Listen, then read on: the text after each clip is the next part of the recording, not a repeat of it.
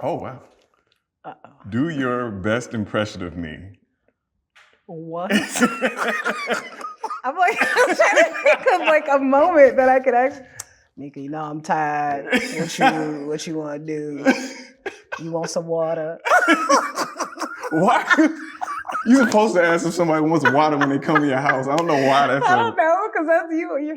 You're even when you're like tired, you're always so like nice and caring. So right. An impression of you. It's like you have a cadence or something. I mean, do your best.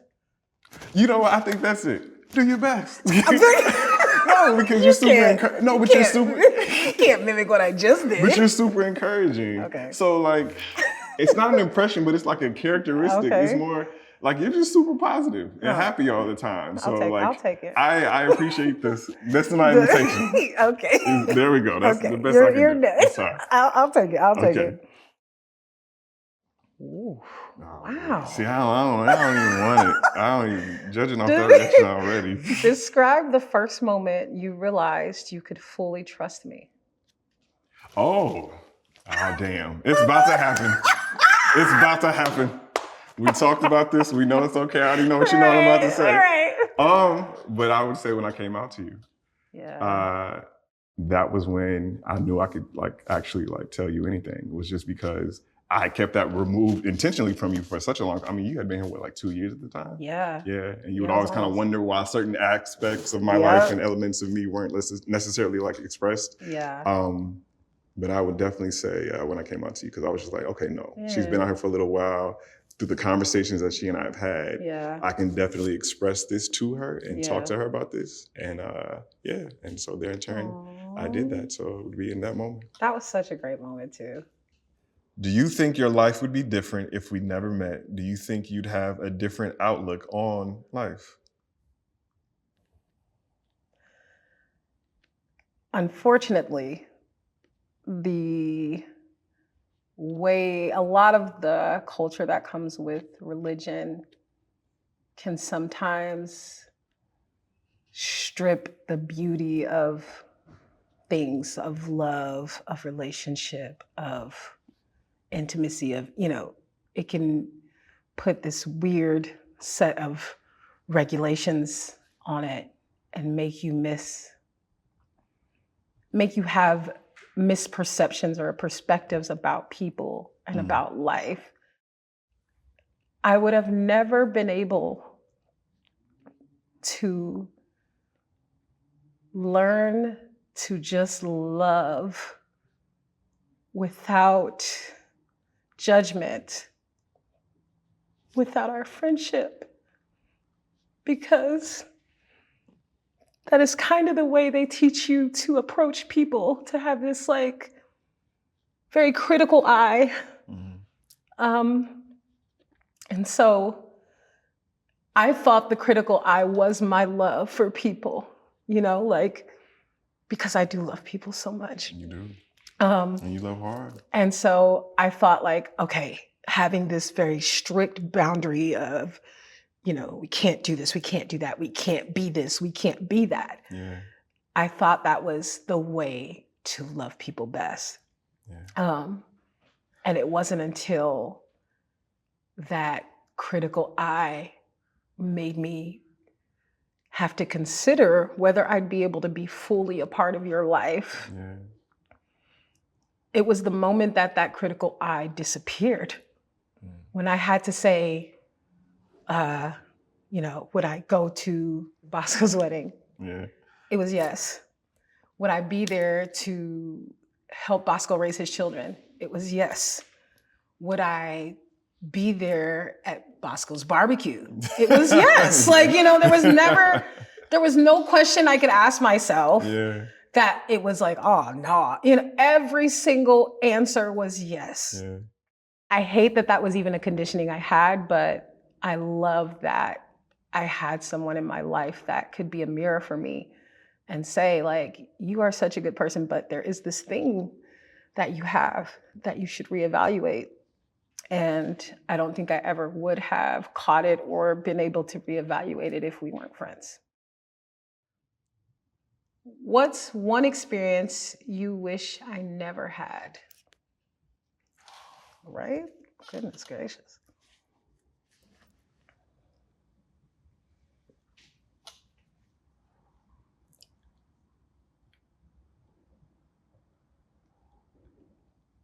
I know there were certain experiences like when you were younger that like made you feel like less than. And those things I wish you would have never experienced. It's because I know those things like kind of shape our securities and insecurities. Yeah. And it's just like those people were assholes and you didn't deserve to be talked down to or made feel less than or unworthy of, because you are worthy of all of those things.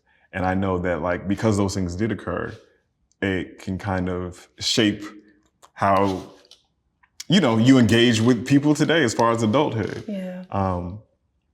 So when it comes to something that the fact that they would speak negatively to you like that really bothers me.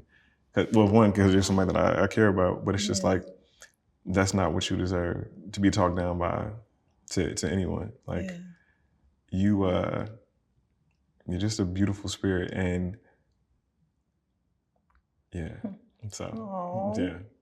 I'm trying to get me No, I'm not trying to get you, but you know what I'm saying, like.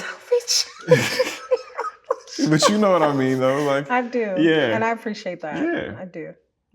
Yeah. What's the best thing you've learned from our biggest argument / disagreement? Ooh. What would be the biggest one? Biggest argument. Have we even had a big argument? So I do remember, I kind of feel a little bit ashamed. I do remember when we were shooting our first short film. I just remember we were going through like what we would need to make it, come out the way we wanted. And I was trying so hard to skim everything. Like where you were just like in the grandeur dreamland, like we can have one of these and one of these. And, we need this many sound people and this many lights. And that was only based off of the director. And I want this moment, so we need this kind of light. Like, it was like so many things. And all I could think about was how much it cost. Yeah. And so I was fighting you because I'm like, we don't need the special light. You know what I mean? They can't After Effect that. Like, we don't need, and we fought so much until you finally had to be like, this is an investment. Yeah. Like in us, and we shouldn't skim our investment on ourselves because it's going to be worth it later. Ultimately. And so the pushback so hard was that insecurity of not feeling like enough, like not feeling worthy of this production and it being centered on me, like it was that thing that was resurfacing every time, and then finally, it broke. So I don't think I would have even been aware of that to break it or have broken it if we wouldn't have had those moments. Okay. Yeah. But I agree. When you said it, I'm like, you're like, I remember. That's right. You it took a lot of convincing. Piece of work. Ooh. Oh, damn. Wow. If this were to be our last conversation, what's one thing you never want me to forget?